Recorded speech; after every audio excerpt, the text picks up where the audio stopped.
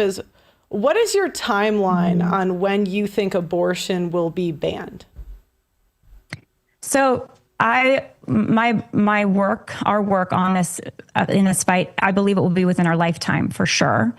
I think that even under this current administration, we were very disappointed that, there's some progress being made, but the Republican Party right now has made a lot of compromises on this. So we have to work to reestablish protection of life in the Republican Party and obviously convince the Democrat Party to fight for life. That's a big fight right there because most Democrats are pro-abortion. But I do think that there are, everyday little shifts happening. People, when they learn about abortion, when they learn about the evil of it, there is a lot of conversions that are happening. So that's the focus of Live Action's work, primarily more than public policy, even is changing hearts and minds. And it's a difficult task, of course, Pearl, because as I'm sure you've seen, there's a lot of toxicity in our culture today. There's a lot of lies. People, post-sexual revolution, I think people are just very damaged. And so we've come to accept abortion as this normal thing. And we've also come to accept sex outside of marriage and sex outside of a loving lifelong commitment as normal. Like, oh yeah, of course people hook up. Of course that's normal. That's sort of a prevailing societal attitude today. And that's what leads to abortion, right? Because people think, oh, I'm going to have sex without consequences. I can do what I want.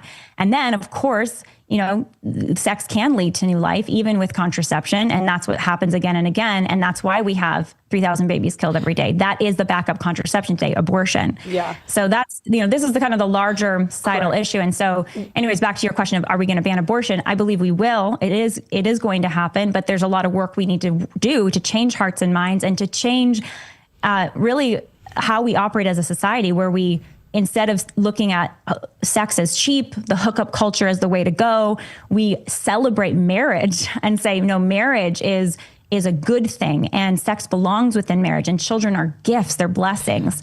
And would you agree it's a losing cause? That when women have aborted when women have aborted an eighth of the world population, an eighth, like 1 out of 8 people, like the most dangerous place you can be is in your mother's womb. Yes, it's horrific. Horrible. So horrific. Like, wouldn't you say, I agree. Wouldn't you say it's a losing cause? No, I don't think it's a losing cause at all. And I see people change on this issue. I see former abortionists become passionately pro-life and start crusading for pro-life laws. I see women who've had abortions. They do it when it's convenient. See, that's the... I disagree with that. So, I don't think it's convenient for them. No, they sacrifice a lot. But, I've seen I've seen the one lady that and this is just what I see tend to happen. And I think it really detracts. You might have good intentions, right? But I think it often detracts from the message. It's very convenient to say after you've aborted. Like, I think there's one woman, she aborted 2 kids and then became like a speaker. And I'm just thinking it's very convenient that now that you can make money as a pro-life speaker, that you're you're pro-life. And I just see that pattern where a lot of people, it's very convenient when they choose to be pro-life. It could be a true change of heart. It's possible, but go ahead.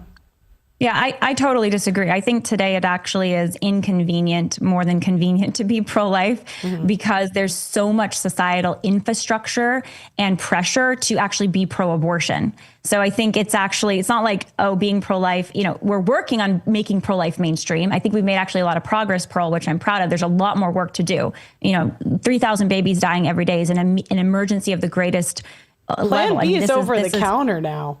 Like, I don't know if there's been... Like in my lifetime, I would say in the past 10 years, it's become easy. I mean, I know there was Roe versus Wade. I'm sure you're going to say that. But even so, I mean, I've been to some of these feminist conventions. They ship the abortion stuff in the mail.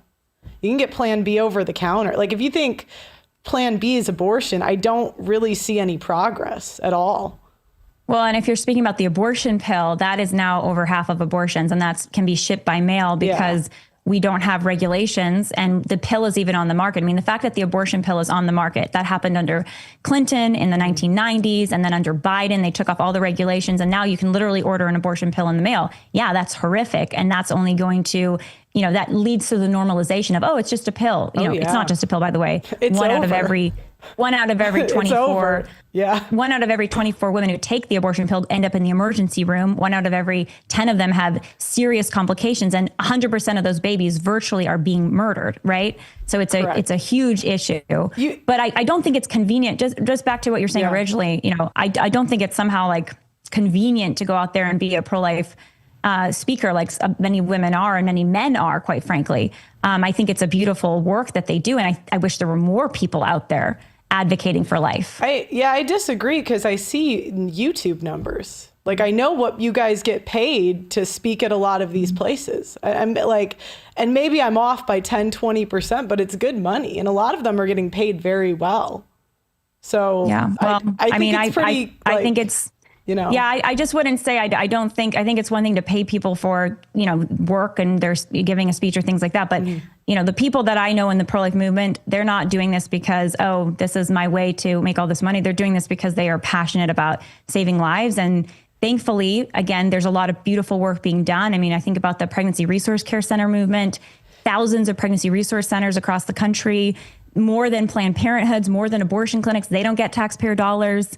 They're not the ones like Planned Parenthood getting, $800 million a year from taxpayers, and they're literally saving lives every day in our communities. They don't have a big marketing budget the way that Planned Parenthood does. Planned Parenthood has like hundreds of millions of dollars to lie to people and spend on marketing. You don't have to convince me that pro-life is like a good, or abortion's wrong. I think what I'm doing, Pearl, is I don't want to discourage people from joining the pro-life movement. And I would say, I think we need more professional people in the pro-life movement who are advancing the cause. Planned Parenthood has a tremendous amount of money that they're investing professionally in developing the pro-abortion lobby. So I would argue we need actually more resources in the pro-life movement. We need more people who are professionally engaged in the pro-life movement in order to advance the cause of the unborn. Right, but the challenge is we see this abortion, as a abolition, losing, and changing hearts and minds. The challenge is most people see this as a losing cause. Like, nobody really sees the pro-life movement as having really won much in the past 50 years. Well, and listen, I would say, I would say